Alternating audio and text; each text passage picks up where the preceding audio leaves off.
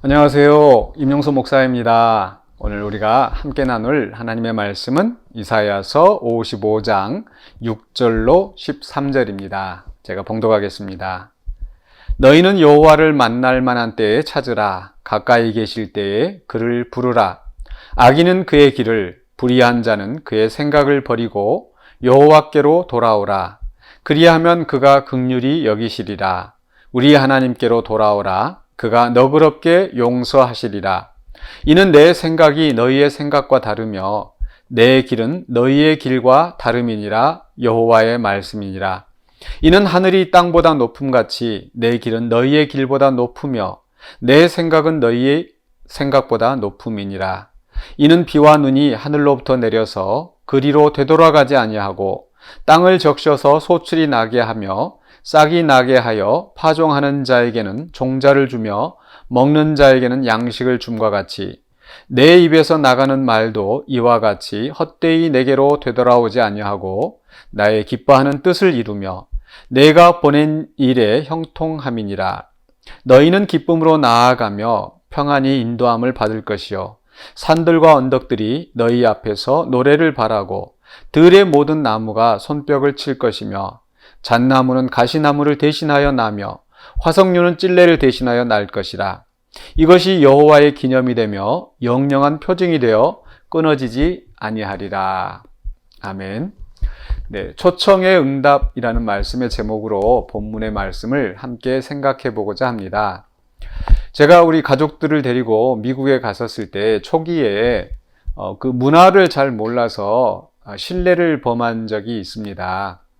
아이들이 학교에서 이 친구들 생일 파티에 초청을 받은 적이 있었는데요. 그 초청장에 항상 보면 그 RSVP라는 그 영어 글자가 이렇게 적혀 있더라고요. 사실 이게 영어가 아니라 프랑스어인데요. Réponses Pouvous라고 하는 그 응답해달라. 즉 초청을 받고서 그 초청에 이제 참여할 것인지 안 할 것인지를 응답해 달라는 거죠. 네, 그렇게 응답해 줘야 이 파티를 주최하는 측에서 맞게 그 사람 수에 맞게 또 음식이나 또 다른 선물들을 또 준비를 하거든요. 그런데 저희들은 그런 그 문화에 익숙하지 않아서 그저 그 날짜가 돼서 그냥 갔었던 것 같아요. 그런데 나중에 알고 보니까 이 초청을 받았을 때는 반드시 그 참석 여부를 알려줘야 된다라는 게 그 에티켓이었습니다. 뭐 우리야 뭐 청첩장 받으면은 또 거기에 대해서 굳이 이렇게 간다 안 간다 이렇게 말하는 경우가 별로 없었던 것 같아요. 네, 그렇습니다. 네, 초청을 받았을 때는 응답해야 된다. 네, 오늘 말씀도 그런 초청에 대한 응답의 말씀입니다. 뭐 간다 안 간다가 아니라 당연히 그 초청에 응해야 된다라는 그런 말씀의 내용인데요. 바로 이 앞부분 55장 1절에서 하나님께서 우리를 향한 또 그 이스라엘 백성을 향한 이 초청의 말씀이 있었죠. 너희 모든 목마른 자들아 물로 나오라. 돈 없이 값 없이 와서 먹으라. 하나님께서 은혜의 자리를 구원의 약속을 주시면서 와서 먹으라 라고 하는, 와서 그 은혜를 누리라 라고 하는 그런 초청의 말씀을 하셨습니다. 그리고 나서 이제 오늘 6절에 있는 이 말씀은 바로 그 초청에 응답하라는 뜻입니다. 어떻게 할지 여부를 당연히 말씀하시는 게 아니고 하나님이 은혜의 손길을 내밀었으면 거기에 마땅히 응답하고 또 그 은혜의 복을 마음껏 누리라는 것이 오늘 본문 말씀의 핵심입니다. 6절에서 이렇게 시작을 합니다. 너희는 여호와를 만날 만한 때에 찾으라. 가까이 계실 때에 그를 부르라. 만날 만한 때에, 그냥 우리가 문자적으로 보면은 뭐 만날 수 있으면 만나고 그렇게 생각하기 쉬운데 그렇지 않습니다. 만날 만한 때, 가까이 계실 때, 즉 하나님께서 이 구원의 기회를 주실 때를 이야기합니다. 이 구원의 길이 항상 열려 있는 게 아니라는 거죠. 하나님께서 만나기로 작정하시고 그 길을 열어주실 때에, 하나님께서 가까이 오셔서 부르실 때에 거기에 응답하라는 말씀입니다. 그리고 7절에서는 그 응답하는 방식을 설명하고 있어요. 어떻게 응답해야 되는가? 바로 7절에서 악인은 그의 길을, 불의한 자는 그의 생각을 버리고 여호와께로 돌아오라. 예, 길이라고 하는 것은 이 살아가는 삶의 방식이라고 할 수 있겠고, 생각은 이 마음속에 있는 우리의 생각, 지식, 를 이야기한다고 할 수 있겠죠. 그리고 우리가 과거에 그 악하게 살았던 그 행동, 또 악한 생각들을 버리고 하나님 앞에 돌아와야 합니다. 하나님께서 우리에게 구원을 주시는 것은 우리가 의롭게 되어서 구원을 베푸시는 게 아니라고 그랬죠. 오직 하나님의 은혜로 구원을 베푸시는데, 그 구원의 은혜에 참여하면서 우리는 이제 과거의 그 악한 생각, 악한 행동들을 버려야 된다는 거죠. 그게 바로 우리 신약 성경에서 자주 나오는 그 회개라는 말씀입니다. 과거의 것을 청산하고 하나님께로 돌아오는 것. 이제 하나님의 백성으로서 구원받은 새 자녀로서 살아가기를 결단하고 와야 된다는 거죠. 그렇게 우리가 악한 것들을 버리기로 결단하고 하나님께로 돌아오면 하나님께서 우리를 긍휼히 여기시고 또 너그럽게 용서하십니다. 우리가 어떤 공로를 쌓아서가 아니라 오로지 하나님의 은혜로 하나님께서 우리를 용서해 주시는 거죠. 과연 이게 가능할까? 인간의 생각으로는 죄를 지었으면 벌을 받아야지 이렇게 생각이 들 수 있겠죠. 그러나 하나님은 우리를 아무 값없이 또 우리를 의롭다 하시고 또 우리를 용서해 주십니다. 어떻게 일이 가능한가? 바로 8절 이하에서 11절까지 설명이 되어 있습니다. 바로 8절에서 이렇게 말씀합니다. 내 생각이 너희의 생각과 다르며 내 길은 너희의 길과 다름이니라. 네. 아까 생각과 길, 우리의 그 악한 생각, 악한 길을 버리고 와야 된다고 그랬죠. 우리 하나님은 선하고 또 절대적인 그런 권능을 가지신 분입니다. 우리 인간으로서는 헤아릴 수 없는 그런 하나님의 생각과 하나님의 역사하심인데, 바로 그 하나님께서 그 말씀을 통하여서 우리를 구원하시기로 또 우리를 회복하시기로 선언하셨기 때문에 이 구원이 이루어지는 겁니다. 9절에서 계속해서 하늘이 땅보다 높음 같이 내 길은 너희의 길보다 높고 내 생각은 너희의 생각보다 높음이라. 계속해서 우리 인간의 생각과 행동이 하나님의 생각과 행동과 다르다라는 것을 강조하면서, 그러면 하나님의 생각, 하나님의 길은 어떤 것인가?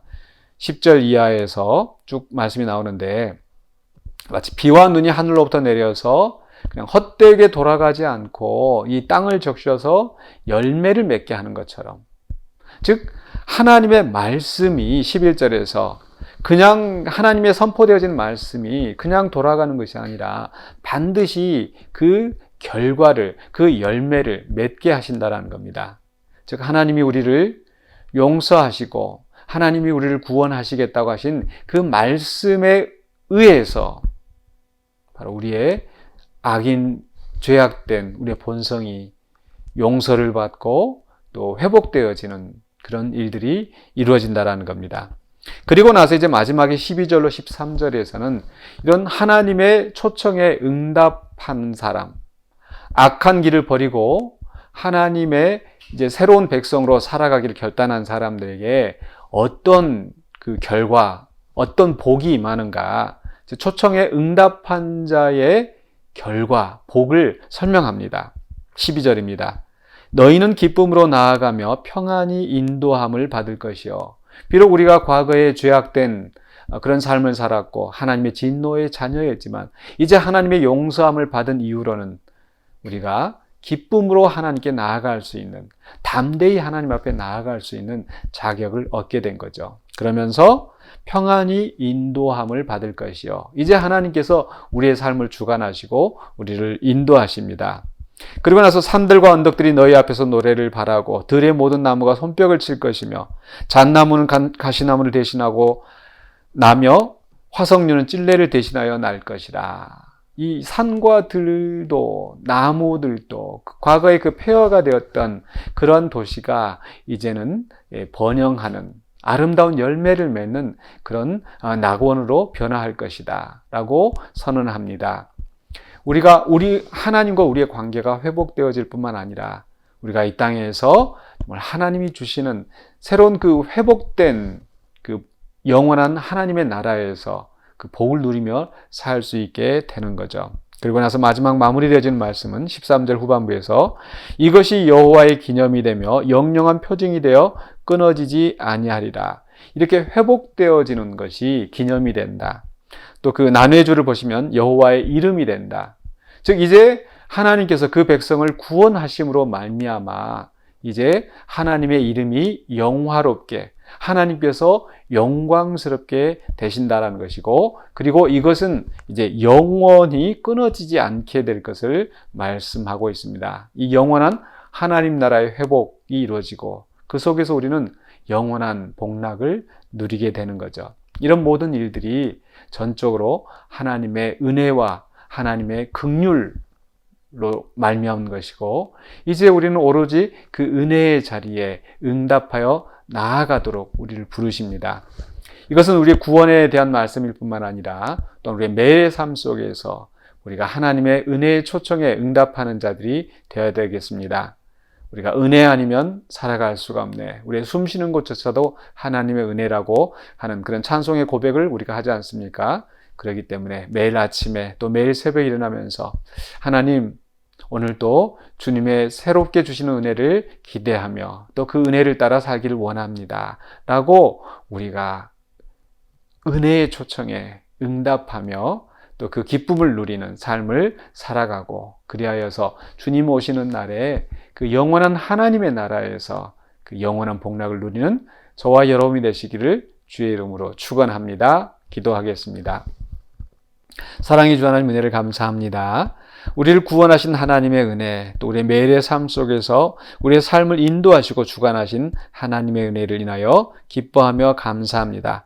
비록 우리가 죄악 가운데서 실수하며 넘어질 때가 많이 있었지만은, 그러나 여전히 우리를 부르시고 초청하시며 하나님의 은혜의 자리로 인도하시는 하나님의 말씀을 또 믿고 나아갑니다. 오늘 우리가 주님의 말씀에 온전히 붙잡히게 하여 주시고, 또 우리의 잘못된 것 매일의 삶 속에서 회개하며 하나님과 더 깊은 교제 가운데 나아갈 수 있도록 도와주시옵소서. 예수 그리스도 이름으로 기도하옵나이다. 아멘.